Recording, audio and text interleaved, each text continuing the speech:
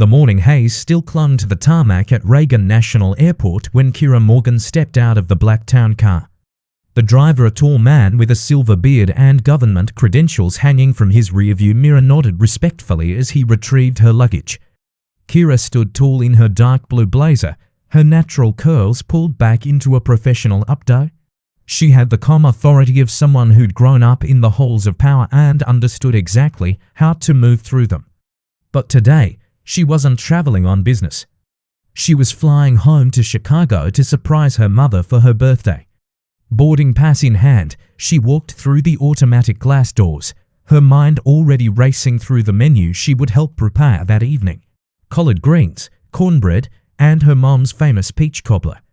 Inside, the airport buzzed with its usual morning energy, suitcases rattling on tile floors, babies crying, announcements echoing overhead. Kiera made her way to the TSA checkpoint. She smiled briefly at a security agent directing passengers and joined the standard line. As she waited, she pulled out her passport and federal ID, not that she planned to use the latter. Still, it never hurt to have credentials. Though Kiera was a private citizen now, she had grown up in government housing, not the kind you're thinking of, but the kind with Secret Service outside. Her father was none other than Director Samuel Morgan, the current head of the FBI. She rarely mentioned it. She'd built her own career in international law and didn't need anyone thinking she'd only gotten this far because of who her father was. Still, old habits died hard, and she tucked both forms of ID into the side pocket of her Louis Vuitton carry-on. The man behind her shifted impatiently. Kiera took a deep breath. This was just a normal day. She had nothing to worry about. The first signs came subtly. Two TSA agents near the body scanner glanced at her, then at each other. One whispered into a walkie-talkie. The other's eyes lingered too long on her travel bag. Kiera noticed but dismissed it. Unfortunately, she'd been through enough airports to know that as a black woman, especially one dressed professionally, she was somehow more suspicious than most. She kept her posture perfect, removed her shoes, and placed her laptop in a separate bin like the sign instructed. When she stepped into the scanner, she kept her arms raised high, her movements confident but unthreatening. As she stepped out, the agent gestured to the side. "Ma'am, we need to perform a secondary screening." Kiera blinked. "Is there an issue?" The man didn't answer. Another uniformed officer appeared, this one not TSA, but airport police. "Ma'am, we've received a report of suspicious activity and need you to come with us." Her heartbeat quickened, but her expression didn't waver. Suspicious activity? What kind of report? He didn't answer either. That was the second red flag. She'd studied enough civil liberties law to know that vague allegations without specific cause were often used as legal cover for discriminatory profiling. She glanced at the growing line behind her. Phones were starting to come out. A few travelers stared opally. Still, she didn't resist. "I'd like to know what you believe I've done," she said, calm but firm. "We'll discuss that in the back," the officer replied. Another officer came forward. A white woman in her 30s, her badge half covered by her vest. "Hands where we can see them," she snapped. Kiera blinked. "Excuse me," she said. "I haven't done anything wrong." The male officer stepped closer. "Ma'am, don't make this harder on yourself. Hands now." And then it happened.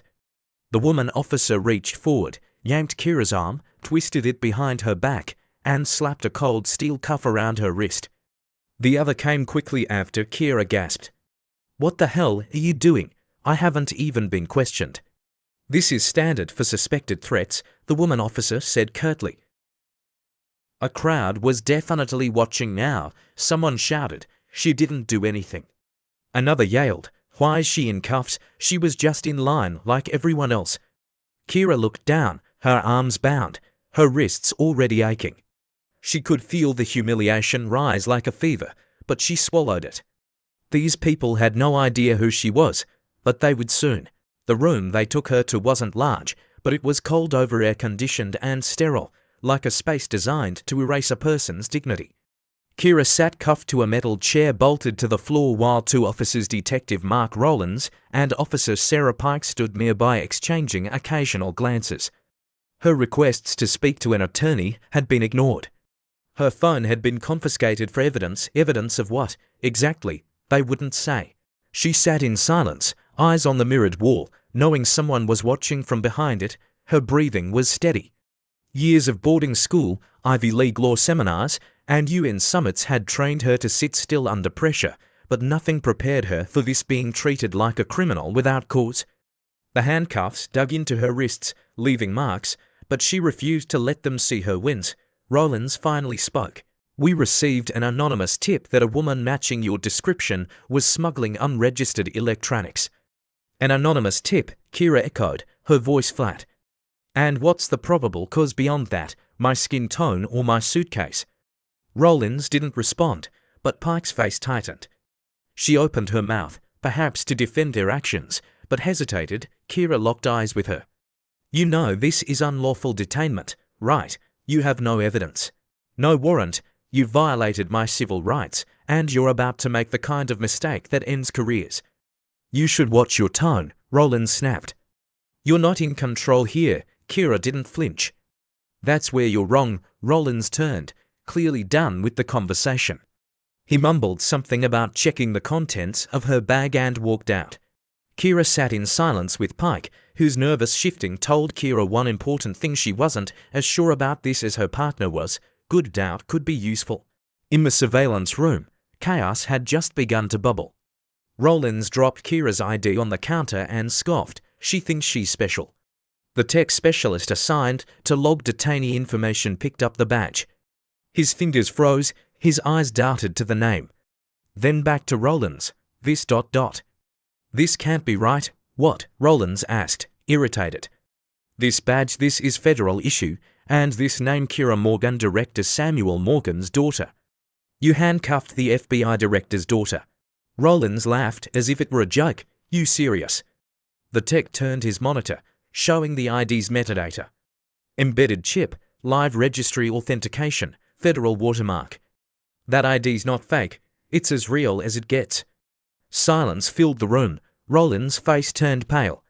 He turned on his heel and stormed out, cursing under his breath. Pike looked up as he re-entered, her instincts already buzzing. "Problem. We've got a situation," he growled. "She single quotes S ... not who we thought." "Oh God," Pike muttered, suddenly realizing how deep they were. Back in the holding room, Kiera sat calm, refusing to show the fury brewing beneath. Rollins entered, this time not as smug. His tone changed instantly. "Ms. Morgan," he said carefully, "we may have made a misunderstanding. We'd like to get this cleared up quickly."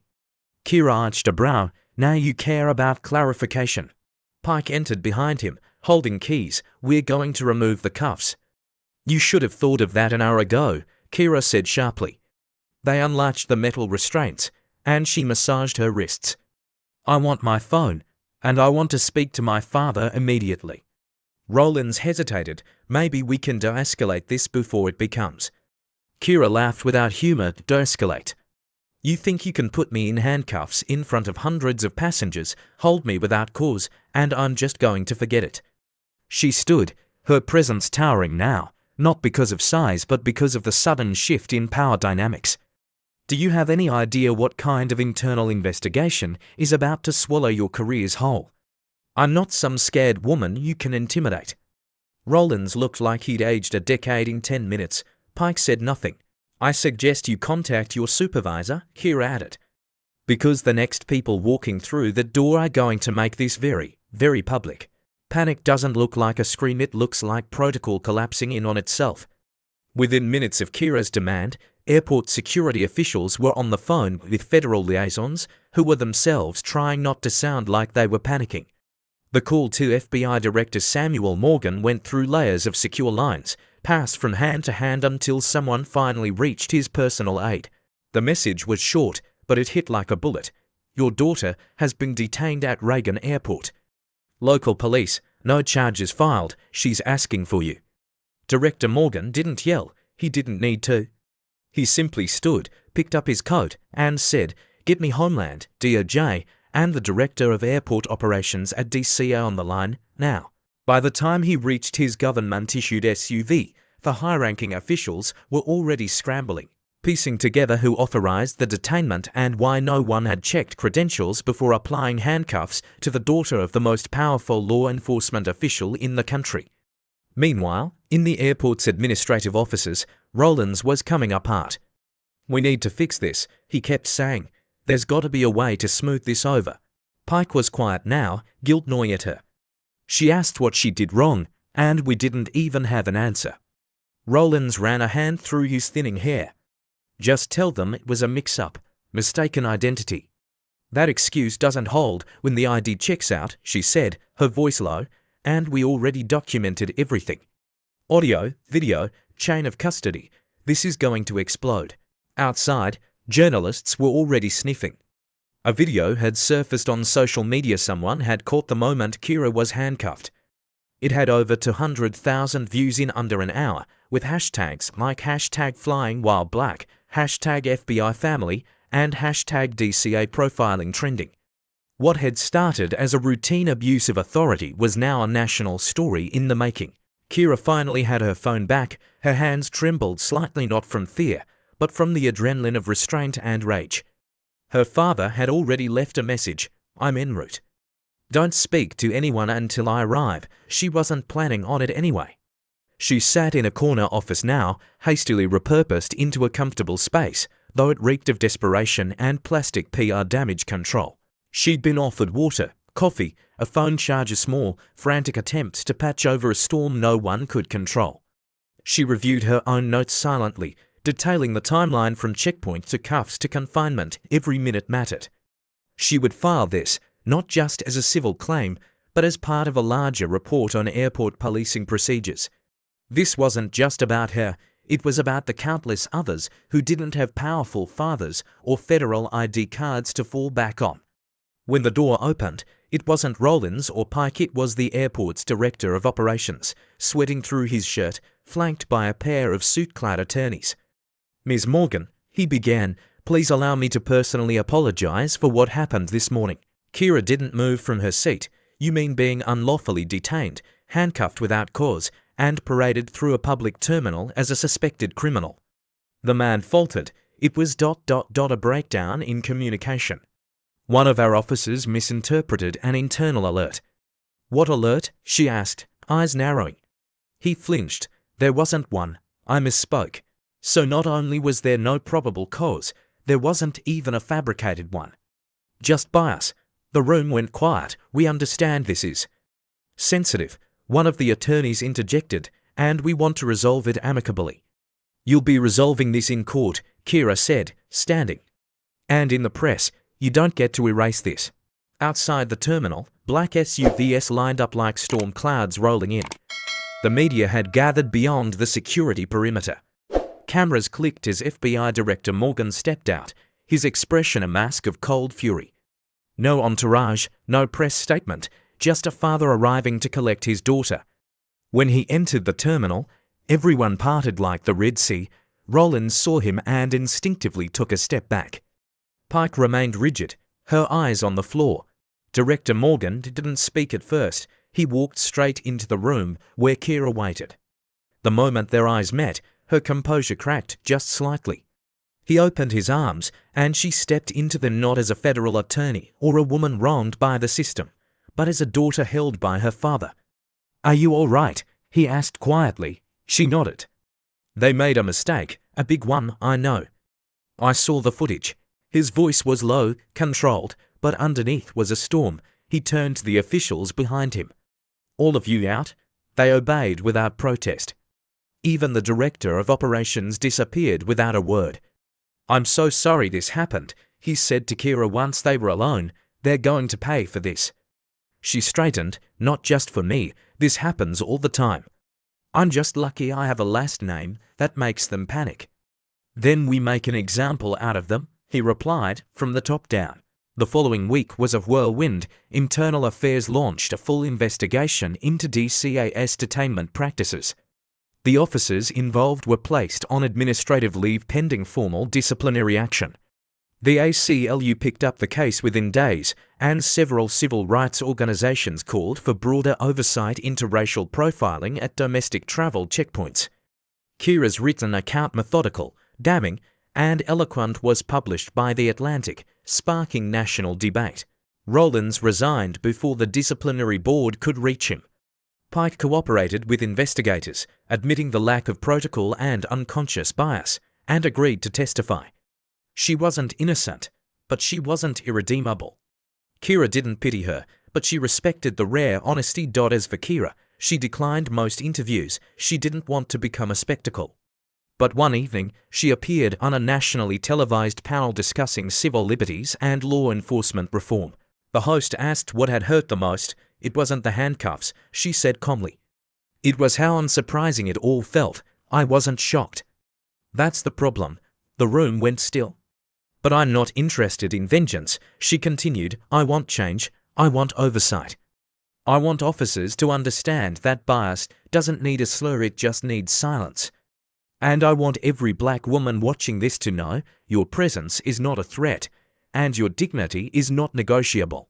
The Department of Justice, under immense public pressure, announced a federal review of racial profiling in airport policing. Not just at Reagan National, but across the top 20 airports in the United States. Congressional hearings were scheduled within weeks. Kiera was invited to testify not as a victim, but as an expert. She wore a charcoal grey suit and sat confidently before the House Oversight Committee, fielding questions from both sympathetic allies and skeptical lawmakers. Her testimony was clear, composed, and unflinching. I was handcuffed without probable cause, detained without due process, and surveilled without warrant, she said. And I was able to walk out because of my name. That's the privilege. That's the warning. This is what happens to black women with power. Imagine those without it. C-SPAN broadcast the hearing live. Her words lit up social media again. People called her fearless, the face of reform, even a hero. But Kiera wasn't interested in being a symbol. Her focus remained on results. She worked with civil rights attorneys to draft new accountability protocols for airport security. Recommendations included mandatory implicit bias training, the presence of third-party legal observers during detainments, and improved passenger ID verification systems to prevent anonymous tip abuses. Meanwhile, the officers responsible faced career-ending consequences. Rollins, despite resigning, was disbarred from any further work in law enforcement. Pike accepted a demotion and community engagement reassignment. She also requested to meet with Kiera privately, away from cameras. The meeting was tense, but illuminating. I didn't stop it, Pike said, and I should have. I've asked myself 100 times since, what if I hadn't been scared of my partner? What if I had just paused to think? Kiera didn't offer forgiveness, only honesty.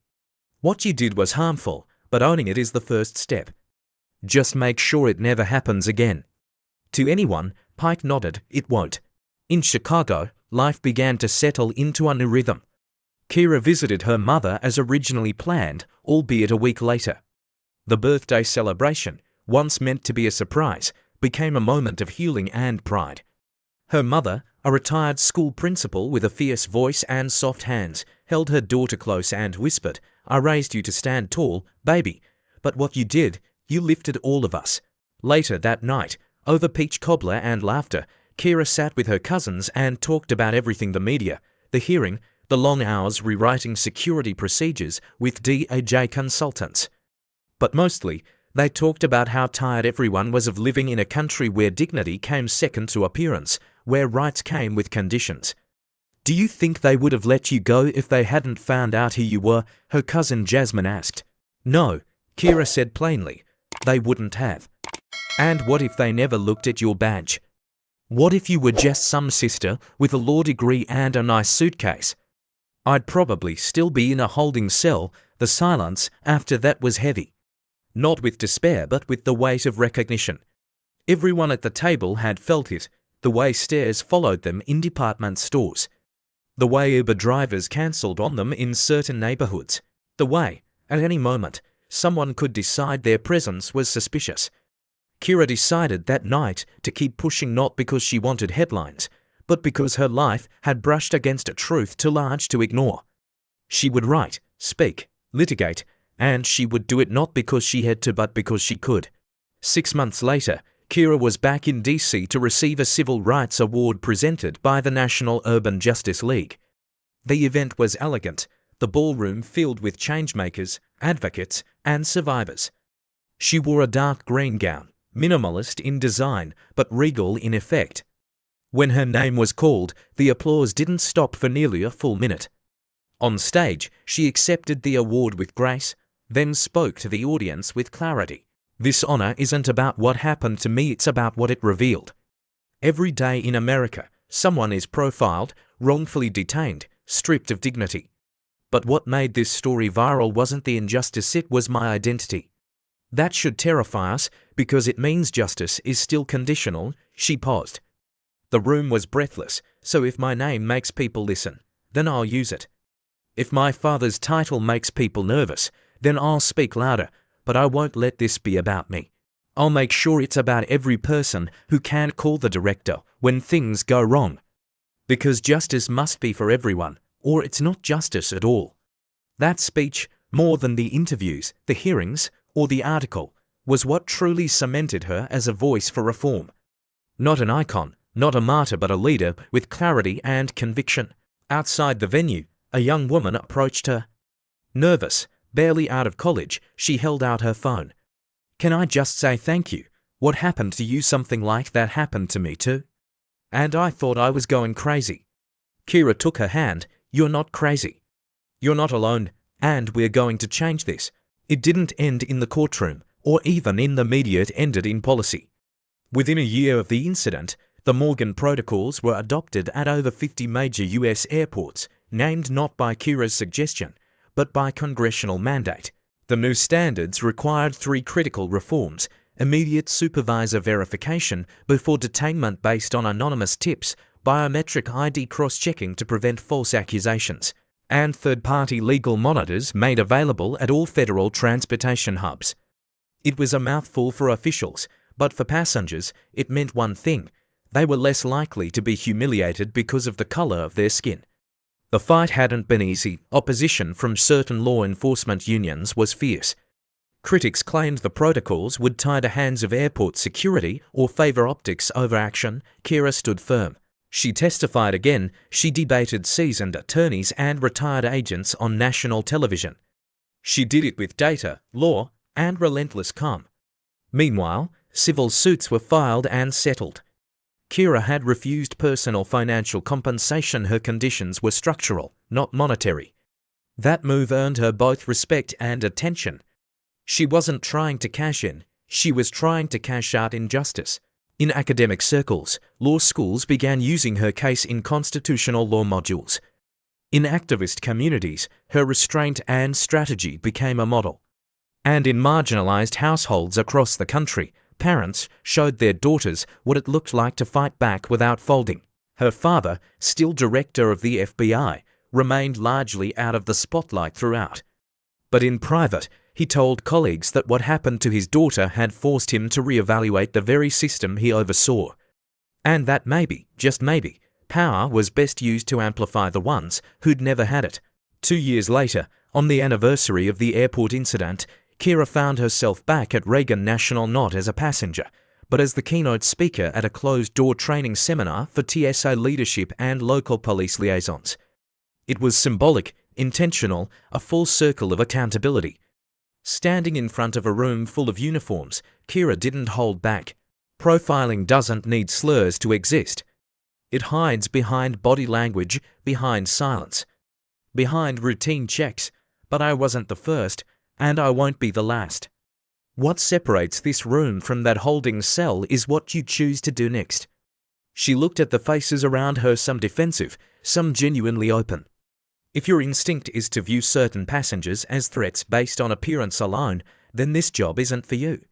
And if you're scared to speak up when your partner crosses a line, then you're complicit. No one moved, no one spoke. She softened, just slightly. But if you're here because you want to do better, because you believe that the law should protect, not prey, then we can work with that. That's where reform lives, in choice, in courage. When she stepped down from the podium, a young TSA agent approached her and said, "I've never heard it put like that."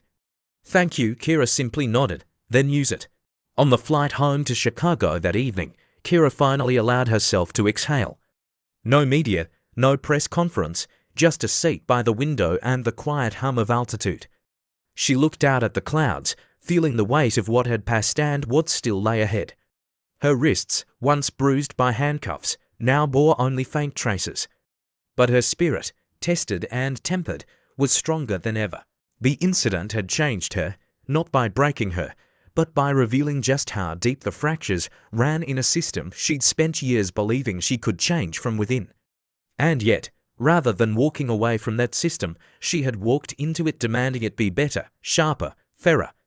Her voice had joined a larger chorus, and though hers rang louder due to her name and background, she never let it drown out the others who'd long been ignored. In the seat beside her, an older black woman leaned over. "I saw you on TV," she said softly. "My niece cried when she watched you speak," Kiera smiled. "I cried after." The woman took her hand. "You gave us all something. More than hope, you gave us permission to say no more."